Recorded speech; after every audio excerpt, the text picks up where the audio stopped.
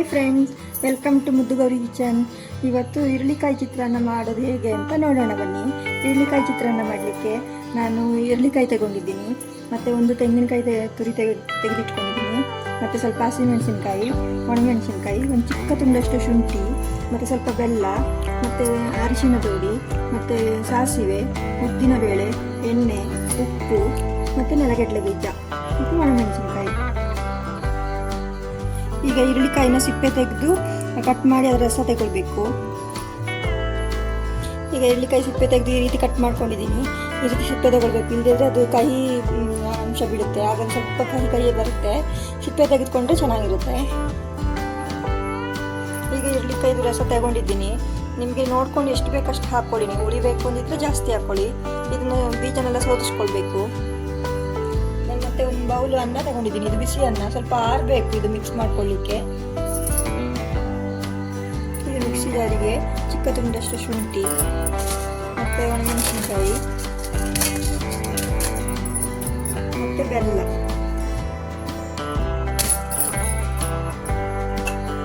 ಸ್ವಲ್ಪ ಉಪ್ಪು,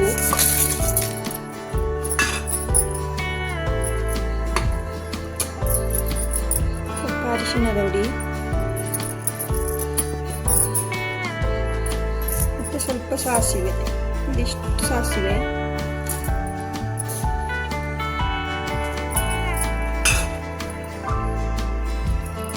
ಅದಕ್ಕೆ ತೆಂಗಿನ ತುರಿ ಹಾಕೊಳ್ತಾ ಇದ್ದೀನಿ.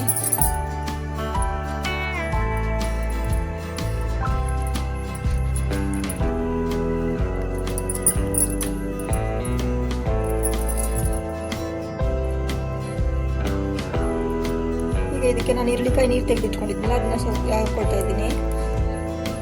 ನೋಡ್ಕೊಂಡು ಹಾಕೊಳ್ಳಿ, ನೀವು ನಿಮ್ಗೆ ಎಷ್ಟು ಉಳಿಬೇಕು ನೋಡ್ಕೊಂಡು ಹಾಕೊಳ್ಳಿ.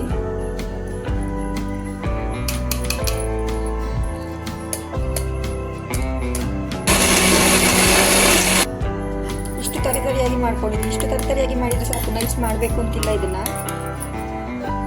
ಈಗ ಸ್ಟವ್ ಮೇಲೆ ಬಾಣಲಿ ಇಟ್ಕೊಂಡಿದ್ದೀನಿ, ಅದಕ್ಕೆ ಸ್ವಲ್ಪ ಕುಕ್ಕಿಂಗ್ ಆಯಿಲ್ ಹಾಕೊಂಡಿದ್ದೀನಿ.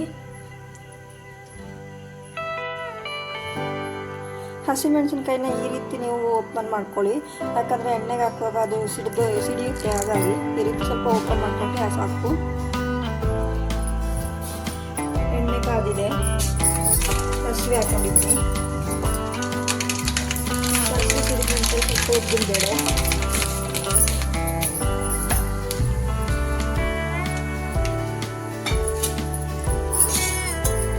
ಮತ್ತು ಇದಕ್ಕೆ ನೆಲಗಡಲೆ ಬೀಜ ಹಾಕ್ಕೊಳ್ತಾ ಇದ್ದೀನಿ.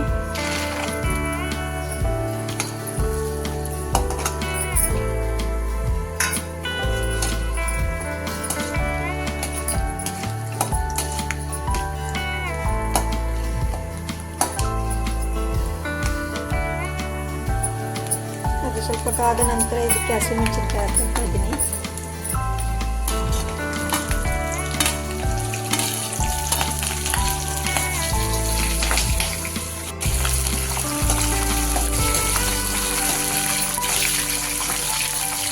ಹಸಿಮೆಣಸಿನಕಾಯಿ ಬಿಡಿದನ್ನ ಚೆನ್ನಾಗಿ ಫ್ರೈ ಆಗಬೇಕಿದೆ.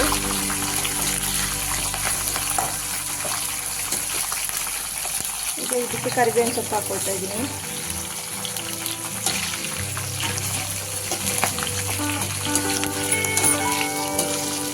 ಇದನ್ನ ಒಂದು 2 ನಿಮಿಷ ಫ್ರೈ ಮಾಡ್ಕೋಬೇಕು.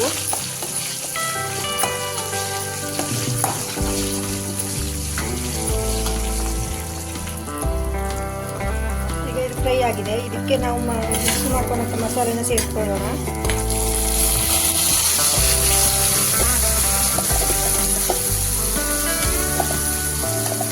ಇದನ್ನ ಒಂದು 3-4 ನಿಮಿಷ ಚೆನ್ನಾಗಿ ಡ್ರೈ ಆಗೋವರೆಗೂ ಫ್ರೈ ಮಾಡ್ಕೊಳ್ಳೋಣ.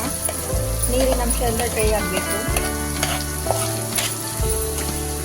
ಇದಕ್ಕೆ ನೀರು ಹಾಕೊಳ್ಬೇಡಿ ನೀವು.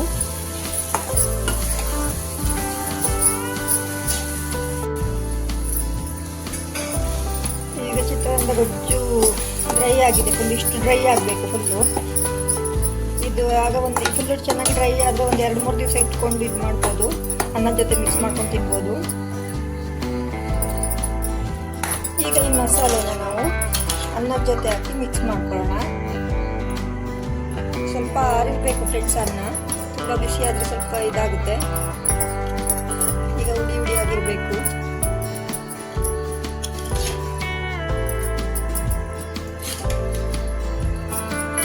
ಚೆನ್ನಾಗಿ ಮಿಕ್ಸ್ ಮಾಡ್ಕೊಳ್ಳೋಣ.